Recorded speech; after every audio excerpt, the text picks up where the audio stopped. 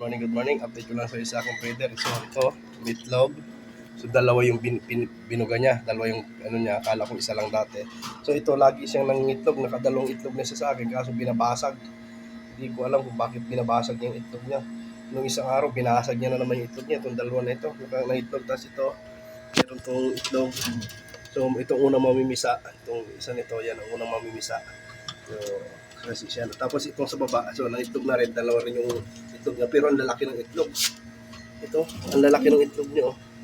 Kasi malaki parehas eh. So, dapat pala, pag nag-breed ka, may napanood daw, may nagsabi sa akin, kailangan pag malaki yung isa, o yung hen, at saka yung cock, kailangan maliit yung isa. Hindi parehas, dapat parehas malaki yung, ano, pero okay na rin yan. So, yan. So, isa, tapos ito, dalawa, sana mabuhay, 5 agad yan. Pagka yan ano, kasi ito, nilagyan ko siya nito.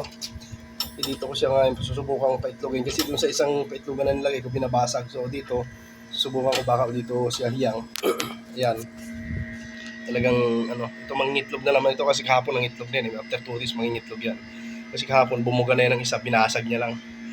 Kasi ito, mga 2 weeks, 1 week pa siguro magpipisa na rin yung mga yan. Yan yung aking update ko lang kay sa aking breeder. So hopefully sana maging maayos yung ano pag-breed natin. So thank you for kay Boss Mark Villanueva na nagbigay sa atin ng ating mga breeder. Ayan. So maraming salamat sa iyo, boss. At talagang ano ito lang yung pinakalibangan ko dito. Kaya tuwing umaga pag wala akong ginagawa, yun, inuumpisan ko yung loop ko. Plano ko sa rooftop ko ilagay, kaso pag tingnan sobrang tag-init, ay mainit talaga. Mahirap din umakyat. Ay nandito lang sa likod, may space naman dito. Kaya dito ko na nilagay. Ayan o. Kaya yan yung update ko. Pinakita ko naman kanina yung video ko. Ito, yung update ko talaga sa ano. So maganda din yung kinalabasan.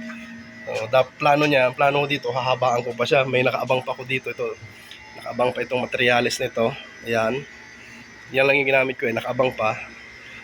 Para habaan ko pa siya papunta doon. Pero sa pangsamantala lang muna yan. Kung kasi mga 100 or 50 birds dito sa loob, yun na lang. Hanggang doon lang muna tayo kasi video ano na rin. So, ayan.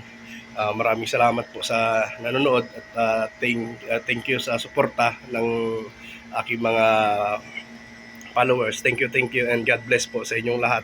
Naway patuloy niyo akong suportahan dahil ito yung libangan natin. Ayan, mapakita ko lang yung mga ibong sa inyo. Ito. So, ayun pa yung iba sa taas. Ayun, lumipad ng isa. So, yan lahat.